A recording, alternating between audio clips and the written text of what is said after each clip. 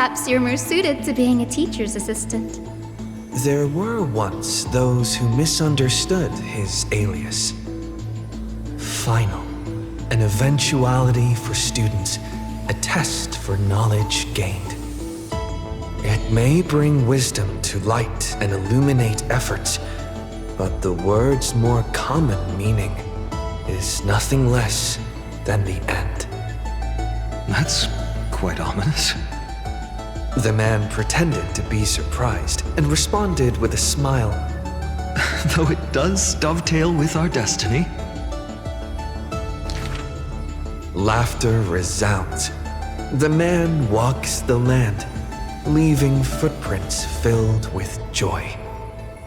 Despite the weight of the past, he can always laugh it away.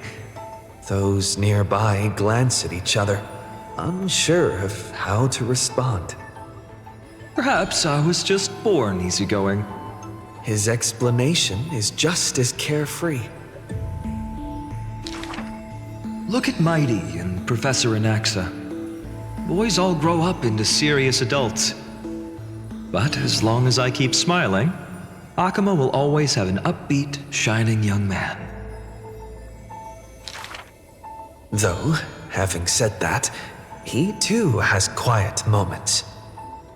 Each time he gazed long toward the coming dawn, a smile remained fixed on his lips, paying no mind to anything else.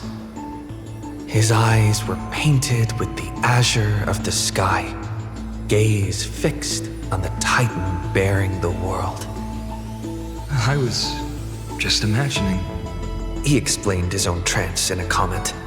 Kefali too was once in mortal flesh and raiment.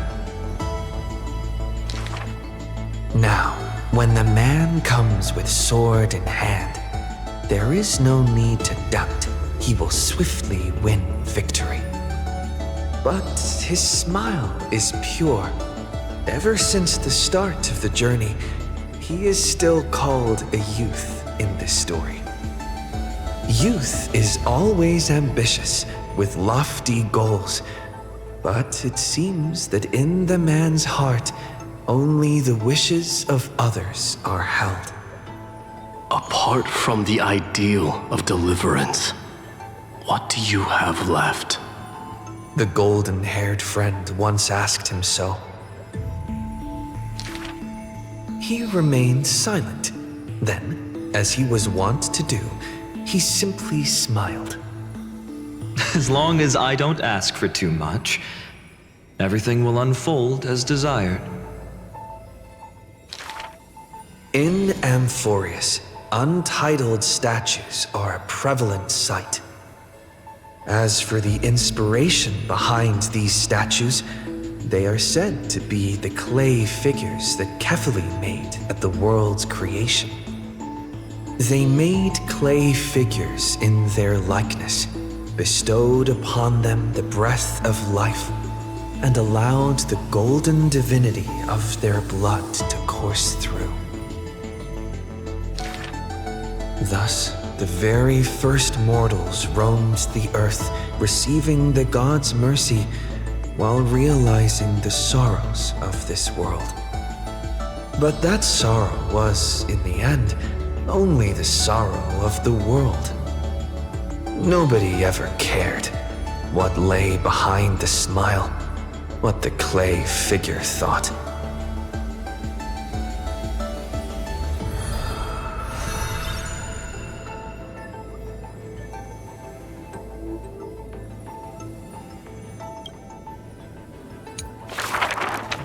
The people likened him to the blazing sun, bringing to Amphoreus a glorious dawn.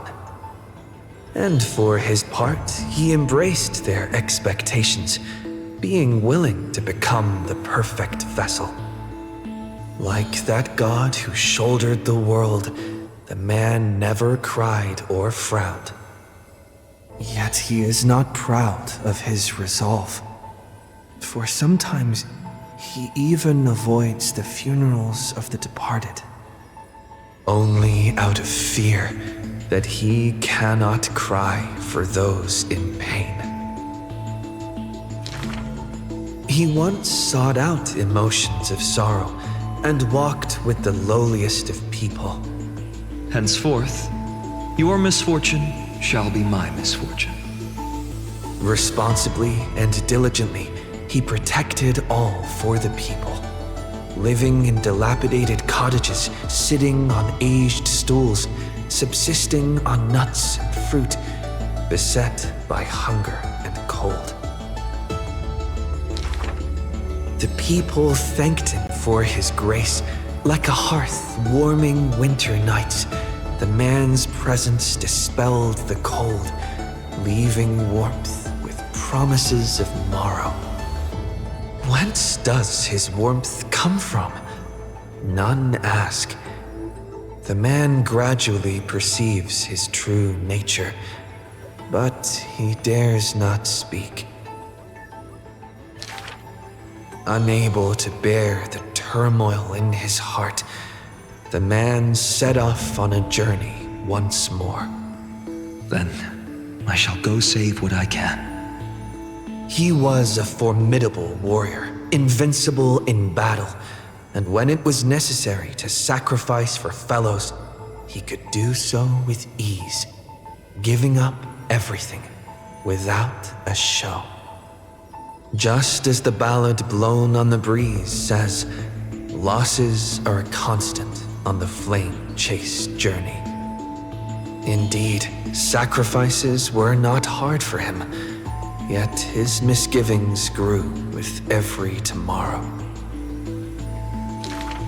Like a tear that cannot be shed, such a resolute willingness to let go comes only from the fact that in decisions, he is utterly unafraid to hurt himself. It is because you suffer that you are so much stronger than any ordinary person. There were also those who could understand him, among them, the Crown Prince. But he smiled wryly in response. Perhaps everything was just human nature. Yet his misgivings never dissipated. This unknown man in an unknown corner, from time to time, is swallowed by terror. Could it be that, unknowingly, path I walk is by no means the correct one?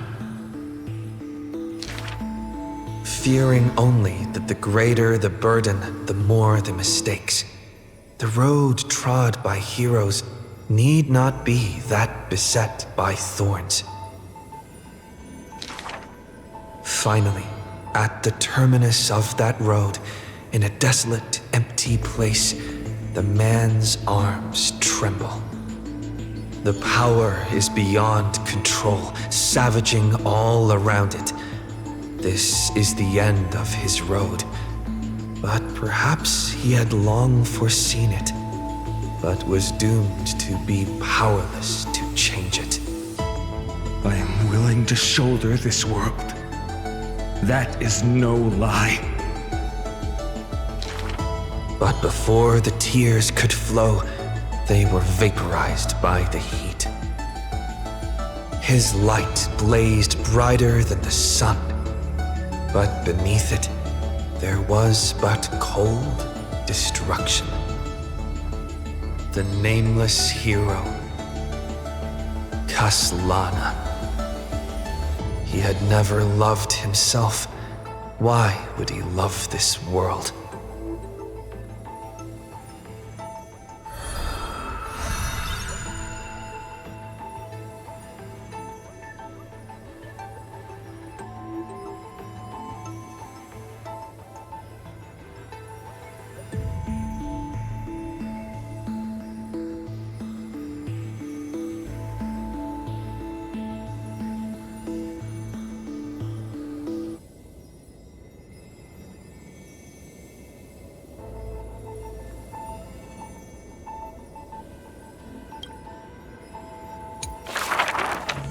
A gust of wind will one day sweep past, wiping away all of the man's tracks. Nearly every footprint, was stamped full of the fury that filled him.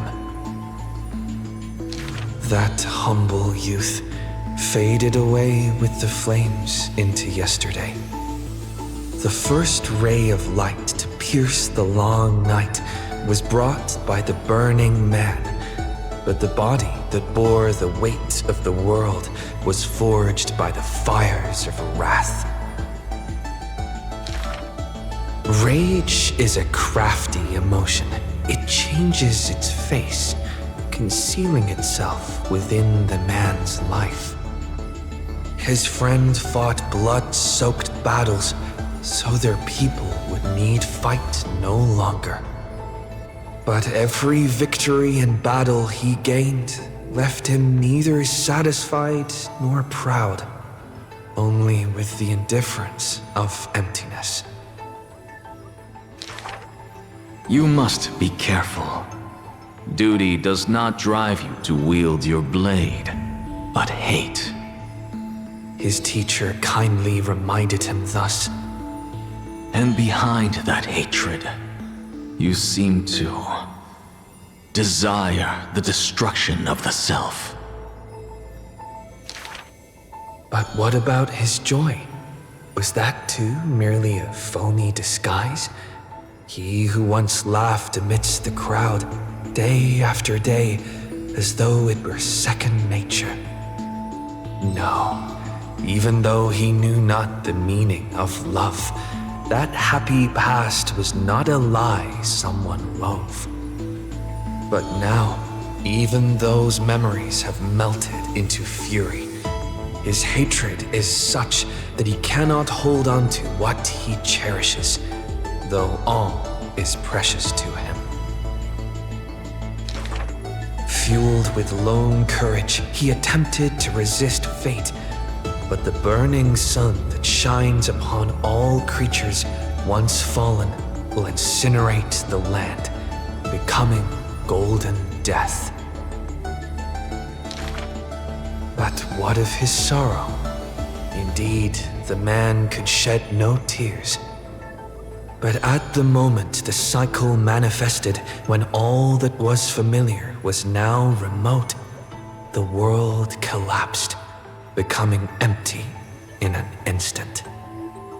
But the stabbing pain in the man's heart, was it but the residual warmth of his wraths? The truth no longer important, the man simply took another step forward. He wasn't willing to believe it, but was willing to acknowledge it. There is no need to question your heart. No need to crave victory. If I am born to be a vessel of sin, then I shall roar at evil, and together with it burn. In the endless cycles, there were some moments when the man felt everything dissolve like a dream. In that dream, he would awaken again and become once more that boy who loved to laugh. But were he to open his eyes, the fury would cast a shadow. He saw the creators choke his throat, gurgling and gasping. And in that boundless dream, he mistook them for his own jest.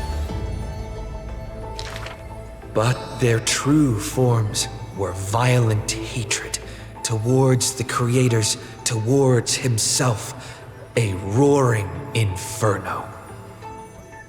The prophecy departed, Amphoreus was unable to usher in the dawn. What rises in the distance is not the morning sun, but a ball of all-devouring fire, setting the universe in conflagration, searing till the end of time.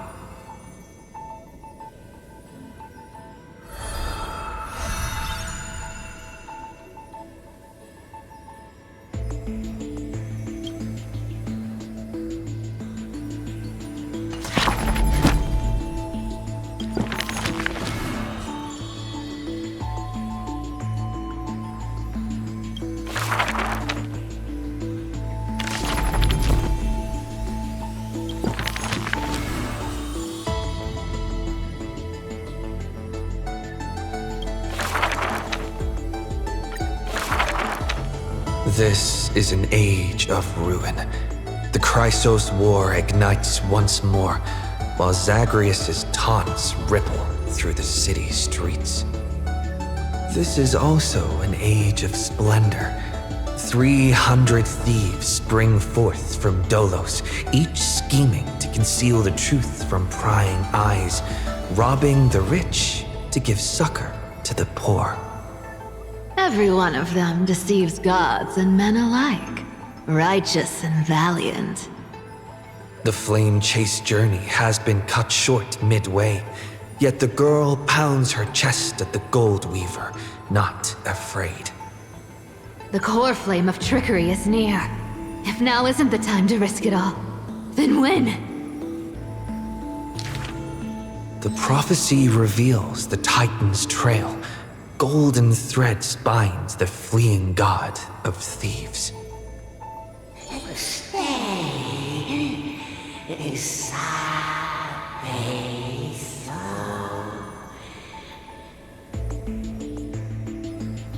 The young girl flashed a grin and walked towards the god who was pretending to smile.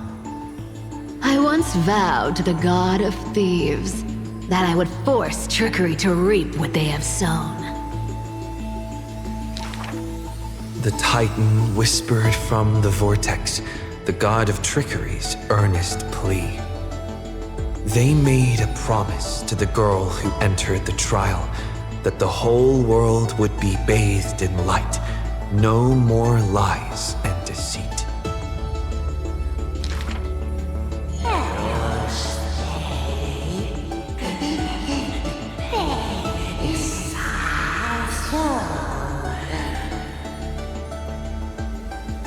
The young girl recalled the hearth fire of her childhood. Cyphera, only honesty is well liked. She pursed her lips. That does sound like quite the ideal society. Of course I didn't accept. How boring would a world without deception be?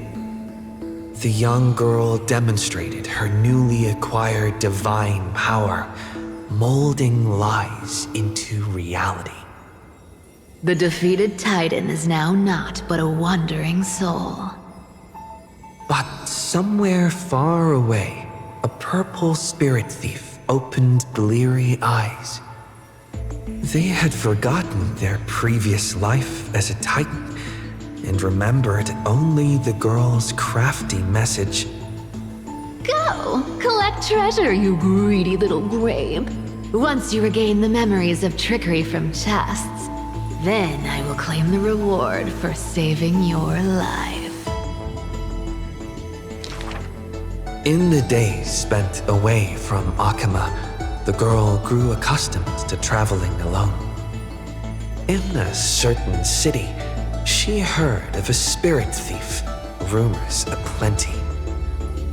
I, Bartolo's master thief, shall take all you labored to gain. So saying, the spirit thief steals the girl's coin pouch and fled without a trace. But a gust of wind brushed past, and the girl had already caught them. Running for it? Your life was saved by my trickery, you know. The old god and the new finally reunite, the two rivals who, from that moment on, became thieves and companions both. It's just that the spirit thief's companion was always scaring them. Hey, the fish in the River of Souls are starving, you know.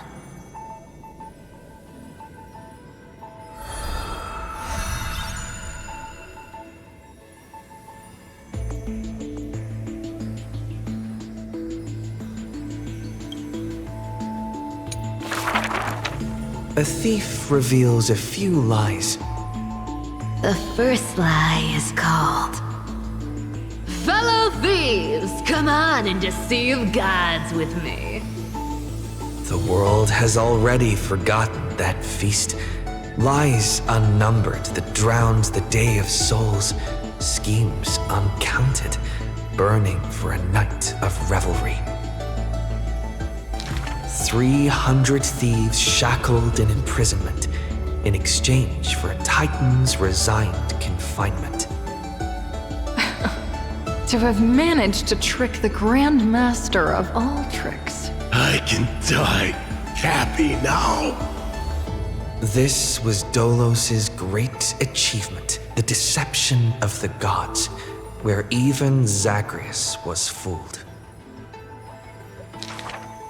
The second lie is called... The god of trickery is now not but a wandering soul. Why did she spare the Titan's life? The young girl knew not, even after asking herself. Was it greed for the treasure they promised, or had she vaguely perceived their lonely fate? It's because you're every bit as despicable as I am. It's such a relief not having to deal with the noble. The girl dismissed and made light of herself, only forgetting trickery was once a god that supported the world. The third lie is called... Oh, eternal day! Endlessly illuminate the holy city. At Dawncloud, the chaplain's secrets foretold the coming of that endless night. What if my lies are more sophisticated? Can the dawn last forever? No end in sight? Bearing the fate of the thief star, the girl was long used to walking in shadow. But as she gazed towards the holy city's dawn, her duty became fixed in her heart, stalwart in might. The fourth lie is called... There's no reason! I just don't want to see you again! The girl tried to mask her nonchalance, but could never fool the golden thread's questions. But it is the false-hearted malice that most powerfully forces belief.